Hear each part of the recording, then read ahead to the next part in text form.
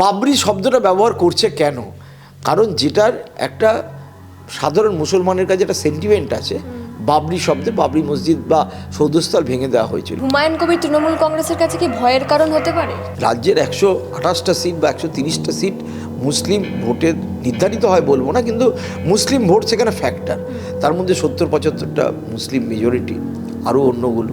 তো ওই 130টার মধ্যে মমতা ব্যানার্জি তো 110-15টা এমনি জিতে যাচ্ছে। এই মুহূর্তে আমার সঙ্গে রয়েছেন বিশিষ্ট সাংবাদিক প্রসূন আচার্য স্যার। যে বিষয় নিয়ে আজকের আলোচনা করব, একদিকে 5 লক্ষ কণ্ঠে ব্রিগেডে গীতা পাঠ হচ্ছে, কেউ বলছে সেটা কার্তিক মহারাজের আয়োজন করা, কেউ বলছে বিজেপির আয়োজন করা। অন্যদিকে দেখছি ঠিক তার আগের দিনই বাবরি মসজিদের ভিত্তি স্থাপন করেছেন হুমায়ুন কবির। 22শে ডিসেম্বর নতুন দল খুলছেন এবং অনেক কিছু বলছেন যে মুখ্যমন্ত্রী রাজনীতি শেষ করে দেবেন, তৃণমূল দলটা শেষ করে দেবেন। কি মনে হয় এই যে হুমায়ুন কবির যদি নতুন দলও খোলে, সংখ্যালঘুর নেতা হিসেবে যদি দাঁড়ায়ও, তাহলে কি এই যে মুখ্যমন্ত্রী তৃণমূল কংগ্রেসের যে সংখ্যালঘুর একটা ভোট মুখ্যমন্ত্রী মমতা বন্দ্যোপাধ্যায়ের দল পায়, সেটা কি শিফট হয়ে যেতে পারে? না না, সেটা শিফট হবে না। তবে এটা ঘটনা, হুমায়ুন কবির মুর্শিদাবাদ জেলার যে 22টি আসন, তার মধ্যে 20টি আসন গতবার জিতেছিল তৃণমূল, আর 2টো জিতেছিল বিজেপি, মুর্শিদাবাদ আর বহরমপুর। হুমায়ুনের যেখানে বিধায়ক ভরতপুর, আর ওর যেখানে বাড়ি রেজিনগর, এই দুটো ছাড়াও আরও 4-5টা কেন্দ্র আশপাশের সেই এলাকায় কিন্তু, যেরকম বড়োয়া, যেরকম কান্দি, যেরকম রানীনগরের, এগুলোতে ওর কিন্তু একটা প্রভাব পড়বে, 5-6টা আসনের প্রভাব পড়বে। সেই প্রভাবের পরে কারা জিতবে, তৃণমূল মানে হারবে, কিন্তু বিজেপি জিততে পারবে কি? হয়তো কিছুটা বাম কংগ্রেস যদি জোট হয় তাদের সুবিধা হবে, সেরকমও হতে পারে। এটা নিয়ে এখন পরিষ্কার না। প্রশ্ন হচ্ছে যে হুমায়ুন কবিরের মতো একজন দলবদলু, একজন মানে কটু কথা বলা, একজন সাম্প্রদায়িক, এই লোকটা এতটা বাড়লো কী করে? 2011 সালে সে জিতেছিল কংগ্রেসের হয়ে, তারপরে 2014-তে সে তৃণমূলে জয়েন করে মন্ত্রী হলো। মন্ত্রী হওয়ার পর 15-তে দাঁড়িয়ে কিন্তু ভোটে হেরে গেছিলো, মানে মানুষ দ্বারা প্রত্যাখ্যাত।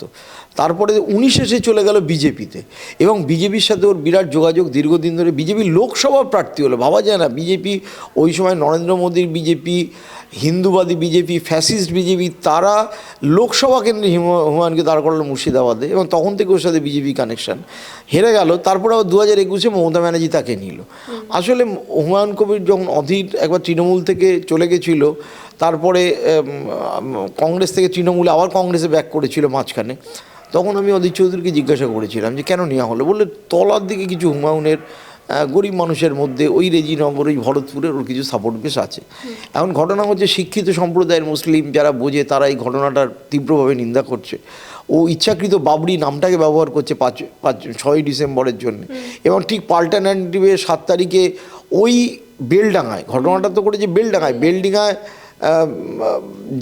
যে হচ্ছে কার্তিক মহারাজের জায়গা, সেই কার্তিক মহারাজ আবার এইখানে মানে গীতা পাঠের ব্যবস্থা করছে। অর্থাৎ এটা একটা পরস্পর মেরুকরণের সাম্প্রদায়িক শক্তি যেরকম দেখায় একজন, আর প্রচুর সিনেমাতেও দেখা যায় যে দুপক্ষের ফ্যানাটিকরাই তাদের মধ্যে হাত মিলিয়ে চলে সাধারণ মানুষের ক্ষতি। মুর্শিদাবাদ জেলার যে মূল সমস্যা কি? মূল সমস্যা হচ্ছে ভাঙন। গঙ্গা ভাঙনের ফলে আখরিগঞ্জ তো চলে গেছে, শামশেরগঞ্জে বিশাল ভাঙন, সব মিলিয়ে ডিসপ্লেস হয়েছে কয়েক লক্ষ মানুষ। কত মন্দির, মসজিদ, স্কুল, কবরস্থান, বিএলও অফিস, সমস্ত কিছু গেছে। মানুষের জমি, প্রতিটা ভাঙনে মুর্শিদাবাদ জেলার ভয়ঙ্কর পরিস্থিতি। মুর্শিদাবাদ জেলার কর্মহীন, সেখানে 67% মুসলিম, হয়তো নতুন সেন্সাস করলে আরও বেশি পাওয়া যাবে, 69 বা 70% হবে। তারা অন্য ভিন রাজ্যে কাজে যায়। রেশম শিল্পের খারাপ অবস্থা, সেখানে আমবাগানের মধ্যে দিয়ে আদানির তার যাচ্ছে, আমের ফলন, লিচুর ফলনের সমস্যা, জমি ফ্র্যাগমেন্টেড হয়েছে, তা নিয়ে কোনো কিছু নেই। মন্দির মসজিদ, এইটা কোনো রাজনীতি হলো? এবং বিজেপিও সেই রাজনীতি এখানে করছে। বিজেপির এই রাজনীতি করার প্রধান কারণ হচ্ছে, পশ্চিমবঙ্গে 120 বা 128টা সিট মুসলিম মেজরিটি, সেইখান থেকে যদি 4-5% ভোট কোথাও কোনো কেন্দ্রে কাটে, বিজেপির সুবিধে হবে। আর মূল যে সমস্যা, আজকে বাঙালিরা উড়িষ্যায় গিয়ে মার খাচ্ছে, বিজেপি মুখ ঘুরিয়ে রেখেছে। আজকেই সুপ্রিম কোর্টের এই মতুয়া সম্প্রদায়ের যারা নাগরিক নয়, তারা ভোটাধিকার নেই, তারা কি করবে তা নিয়ে বিজেপি ভোট তাদের গেছে, তা নিয়ে তাদের চিন্তা নেই, মানুষের কিছু চিন্তা নেই। আদানি আম্বানির স্বার্থ, এই তো সরগুজা জেলায় ছত্তিশগড়ের খানি ভিডিও আসছে যে ওখানে আদানির হাতে তুলে দেওয়া হবে বলে সিমেন্ট ফ্যাক্টরি, সেখানে বিশাল আন্দোলন হচ্ছে মূল সমস্যা থেকে। এই যে এত ইন্ডিগো ফ্লাইটে মানুষের কি চরম দুরবস্থা হলো, ওই তা নিয়ে তো আলোচনা নেই। মন্দির মসজিদ করতে পারলে লোকে সহজে এটা ঘুরিয়ে ফেলে। এখানে মমতা ব্যানার্জিরও দোষ আছে। মমতা ব্যানার্জি সরকারি টাকায়, হিটকোর টাকায় তিনি দীঘার জগন্নাথ মন্দির করলেন। তো জগন্নাথ মন্দির করলো, ঠিক আছে, সেটা নাকি পর্যটনের সুবিধা হলো, তাহলে আবার নিউ টাউনে কেন দুর্গা অঙ্গন করবেন? উনি কেন শিলিগুড়িতে করবেন? এই মহাকাল মন্দির যেই জমিতে করছে সেই জমির অ্যাকচুয়ালি ভ্যালুয়েশন 700 কোটি টাকার ওপরে। সেই সরকারি জমিটা অন্য পারপাসে কাজে লাগাতে পারতো। এটা একদম আমি সরকারের লোকের কাছ থেকে জানছি। তো সেই সুবিধাটা তো হুমায়ুন কবির নিয়েছে। ও এই প্রশ্নগুলোই তুলছে, সরকারি টাকায় করছে, আমি করতে পারবো না।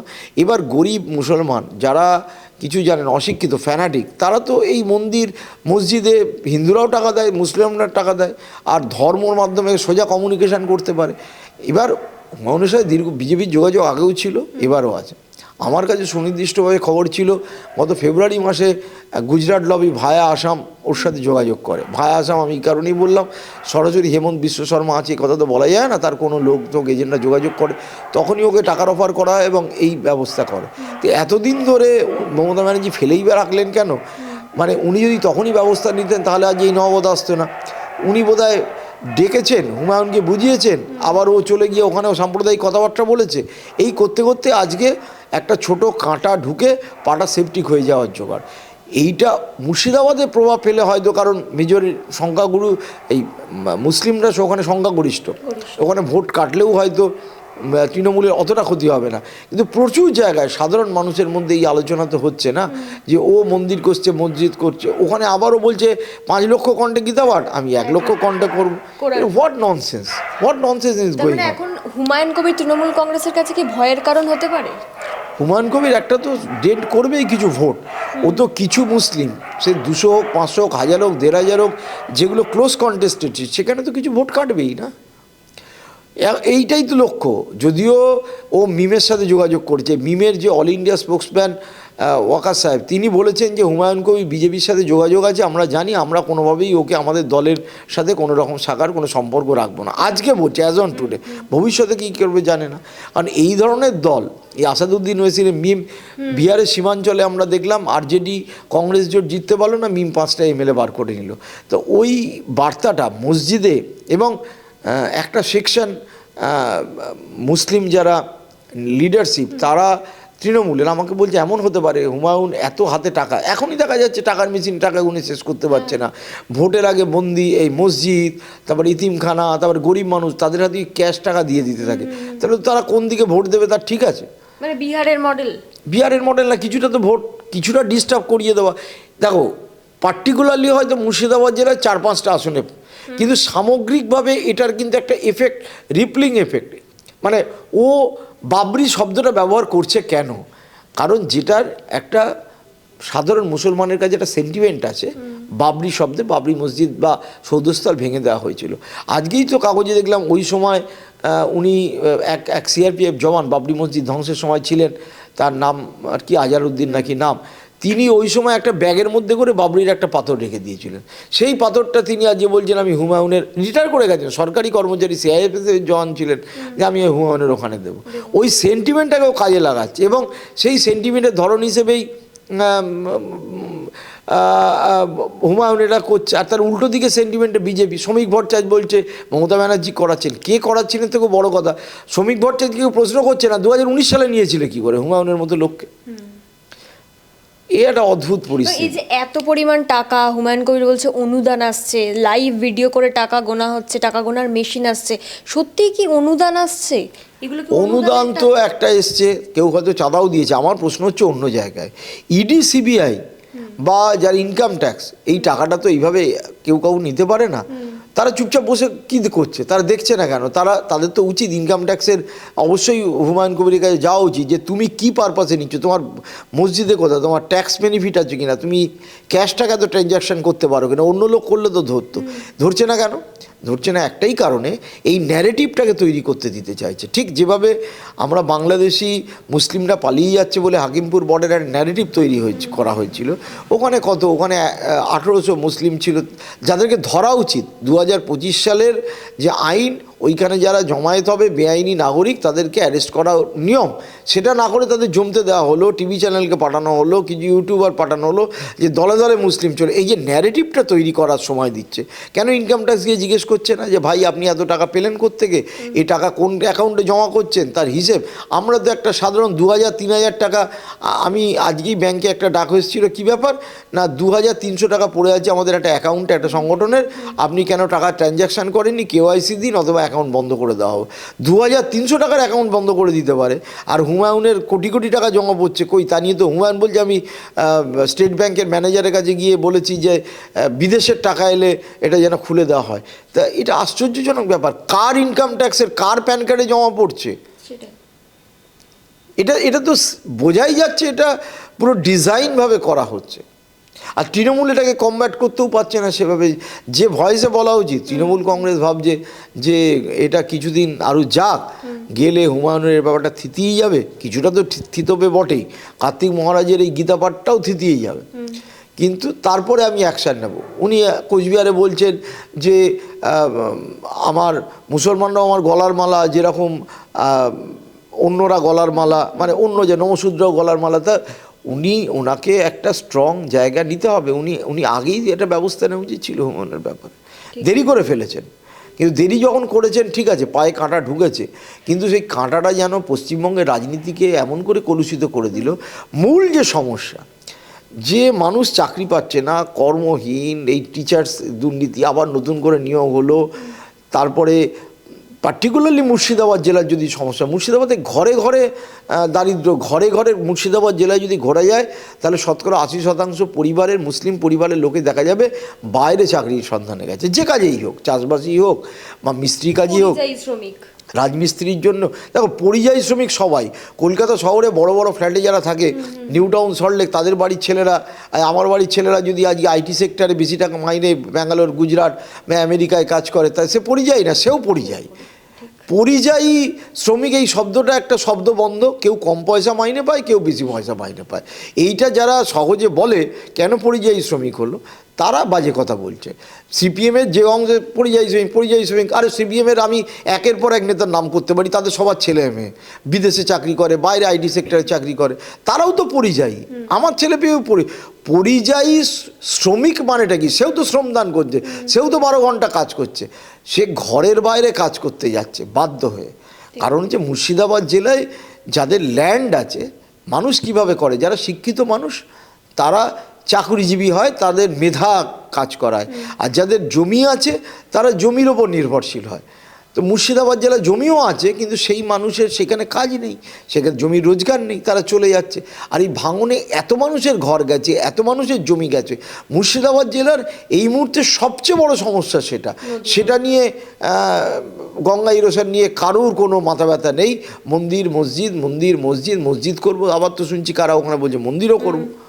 এবং এই যে হুমায়ুন কবির বলছে যে কোচবিহার টু কাকদ্বীপ 135টা আসনে প্রার্থী দেবে, তো এই মুর্শিদাবাদ বা ওই যে এলাকাটাকে বাদ দিয়ে আমি বলছি দক্ষিণের দিকে কি হুমায়ুন কবিরের কোনো প্রভাব থাকবে? আসলে যেটা হয়েছে, রাজ্যের 128টা সিট বা 130টা সিট মুসলিম ভোটের নির্ধারিত হয় বলবো না, কিন্তু মুসলিম ভোট সেখানে ফ্যাক্টর, তার মধ্যে 70-75টা মুসলিম মেজরিটি, আরও অন্যগুলো।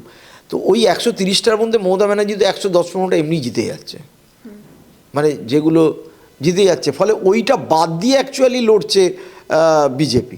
এইবার ও যদি সব জায়গায় প্রার্থী দিতে থাকে, সেখানে 500-700 করে যদি ভোট কাটে, তাহলে তো বা 1000-2000 ভোট কেটে ফেললো, মসজিদের নামে কেটে ফেললো, সেটা তো মমতা ব্যানার্জি ক্ষতি হবে। তো ও তো 1 পয়েন্ট এজেন্ডা মমতা ব্যানার্জির ক্ষতি করা, ও কারণ ওকে যারা ফান্ডিং করছে, সুনির্দিষ্টভাবে বিজেপি টাকা দিচ্ছে, তৃণমূল বলছে, আমরাও বলছি, লোকেও বলছে, কিন্তু হাতে কলমে তো দেখা যাচ্ছে না। বাট ফান্ডিং যারা করছে তাদের দেখতে হবে এন্ড রেজাল্ট কার, এন্ড রেজাল্ট বিজেপি লাভবান হচ্ছে। সুতরাং সেই ক্ষেত্রে ও কিছু ভোটে তো কিছু কিছু জায়গায় তো ভোট কাটবেই। উত্তর 24 পরগনা থেকে কিছু লোক গেছে ইঁট দিতে, চাঁদা দিয়েছে। দক্ষিণ 24 পরগনা, ক্যানিং, ফলতা, ওই সব জায়গা থেকে লোক গেছে, চাঁদা দিয়েছে। আমি জানি হুগলির এলাকার, খানাকুল এলাকারও কিছু লোক গেছে ওই দিনকে। কিছু বীরভূম এলাকার কিছু লোক গেছে, বসিরহাট এলাকার কিছু লোক গেছে, যে নদিয়ার করিমপুর অঞ্চলে কিছু লোক গেছে। তো এই লোকগুলোর তো কিছুটা ভোট আছে। তারা মনে করলো, তারা তো অনেকে বলছে যে উনি মমতা বন্দ্যোপাধ্যায়কে আমরা ভোট দিই, কিন্তু উনি সরকারি টাকায় মন্দির করছেন, হয়তো বিনা পয়সায় মসজিদ করছে, তাহলে মসজিদও করুন। এই ব্যাপারটাই করাটা উচিত না। সরকারি টাকায় মন্দিরও হবে না, মসজিদও হবে না। এইখানেতেই আমাদের সুনির্দিষ্টভাবে আসা উচিত। পশ্চিমবঙ্গের সমস্যা কিন্তু এটাই, বেকার সমস্যা। তো সেই সমস্যার দিকে, কর্মহীনতার সমস্যা, সেই সমস্যার দিকে নজর না দিয়ে, আর বিজেপি তো এই সমস্যার দিকে যাবে না। কারণ ওই 15 লক্ষ টাকা জুমলা থা, বছরে 2 কোটি নৌকরি জুমলা থা। বিহারে আজ যে বুলডোজার চলছে, তার আগে 10,000 টাকা করে মানে টাকা মহিলাদের অ্যাকাউন্টে ঢুকিয়ে দিয়ে কোনো চাকরি নেই, কর্মসংস্থান নেই, কিচ্ছু নেই। ট্রেনে করে এসেছিলো, ভোট দিয়েছিল, আবার সব গুজরাট অন্য জায়গায় ট্রেনে করে চলে যাচ্ছে। বিজেপি কোথাও ভারতে কর্মসংস্থান সৃষ্টি করেনি, কোথাও না, নেভার। স্যার, একেবারে একটু অন্য প্রসঙ্গে যাব। আমরা দেখলাম যে গতকালকে প্রধানমন্ত্রী নরেন্দ্র মোদী বঙ্কিমচন্দ্র চট্টোপাধ্যায়কে বঙ্কিম দা বললেন, এবং এটা নিয়ে একটা রাজনৈতিক শোরগোল পড়েছে। শুধু তাই নয়, দ্য মিনিস্টার অফ কালচারের রাজেন্দ্র শেখাওয়াত, তিনিও বঙ্কিম দাস বলেছেন। এটা কি তাহলে ভোটে 2026 নির্বাচনের আগে তৃণমূলকে একটা সুযোগ করিয়ে দেওয়া? না না না, এটা নিয়ে যত আলোচনা হচ্ছে, দেখো, সাধারণ মধ্যবিত্ত উচ্চবিত্ত হিন্দুদের মন বিজেপির দিকে চলে গেছে। গরিব মানুষ, সাধারণ হিন্দু, একটু নিম্নবিত্ত বা তারা কেউ তৃণমূলকে, কেউ লেফটকে, তারা কংগ্রেসকে ভোট দিচ্ছে। এটা গেল এক। এইবার একটা কথা পরিষ্কার, বিজেপি তাদের ডিএনএ আরএসএস, তার আগে জনসংঘ, তারা স্বাধীনতা সংগ্রামে অংশগ্রহণ করেনি। 42-এ ভারত ছাড়ের বিরুদ্ধে ছিল, শ্যামাপ্রসাদ মুখার্জি বিরুদ্ধে ছিলেন। শ্যামাপ্রসাদ মুখার্জি এবং জনসংঘ মিলে সিন্ধ প্রদেশে পাকিস্তানের সরকার গড়েছিল। পশ্চিমবঙ্গেও শ্যামা হক মন্ত্রিসভা ছিল। তারা কোনোদিন বন্দে মাতরম উচ্চারণ করেনি, তারা কোনোদিন জাতীয় পতাকা তোলেনি, তারা কোনোদিন ভারতের মানে জনগণমনও গায়নি। বছর 5 আগে ওই 15ই আগস্ট দুটো ছেলে নাগপুরের ওদের অফিসে জাতীয় পতাকা টাঙিয়েছিল, সেই নিয়ে হই হই হয়ে যায়, তাদেরকে অ্যারেস্ট করে পুলিশ, জেলে ভরে ইত্যাদি। মেনেইছে এই সবে। বিজেপির ওই একমাত্র সাভারকারের জেল খেটেছিল, তাও সে গুজরাটি না, মারাঠি। তারপরে মুচলেকা 6-7 বার মুচলেকা দিকে ছাড়া পেয়েছে, এবং মুচলেকার চিঠি আমি পড়েছি, তাতে বলেছে ভারতের মানে রানীর প্রতি চিরকাল আমার আনুগত্য থাকবে, এবং আর কোনো দিন ভারতের স্বাধীনতার নামমাত্র করব না। বন্দে মাতারাম শব্দটার মধ্যে দিয়ে একটা জাতীয়তাবাদী প্রেরণা পেত মানুষে, হিন্দু মানসিকতায়। যদি আনন্দমঠ উপন্যাস পড়া হয়, আনন্দমঠ উপন্যাসের সেটা কি, যে সোমনাথ বিদ্রোহ, অমুক বিদ্রোহ, হিন্দুদের একটা বিদ্রোহ এবং মুসলিমদের একটা বিরোধিতা ওই উপন্যাসে আছে। কিন্তু তা সত্ত্বেও ওই সময় যেহেতু বঙ্কিমচন্দ্র তিনি মেইন স্ট্রিট ছিলেন, লিখেছিলেন যতটা বাঁচিয়ে লেখার, আমি তার ঔপন্যাসিক তৎকালীন কী ভাবনায় লিখেছিলেন সেটা নিয়ে কোনো কথা বলতে যাচ্ছি না। কিন্তু পরবর্তীকালে বন্দে মাতরম শব্দটা স্বাধীনতা সংগ্রামের একটা মানে লব্জ হয়ে দাঁড়িয়েছিল। বন্দে মাতরম বলতে ফাঁসির গলিতেও দিয়েছে, এগিয়ে যেত ঝান্ডা নিয়ে। কিন্তু বিজেপির তো কেউ সেই কাজটা করেনি। আজকে তারা সেই কথাটা বলছে কী করে? আসলে এই মিথ্যে কথা বলা বিজেপির একটা স্বভাব, এবং নরেন্দ্র মোদী মিথ্যে কথা বলেন, আমি প্রকাশ্যেই বলছি। উনি বছরের পর বলে যাচ্ছেন এবং ভারতের মানুষকে মূর্খ বানিয়ে রাখছেন। এখন মিডিয়া তার কথাগুলোকে তুলে ধরে, আর মিডিয়াটাকেও আদানি আম্বানি বা অন্যরা কিনে নিয়েছে, তো চলছে।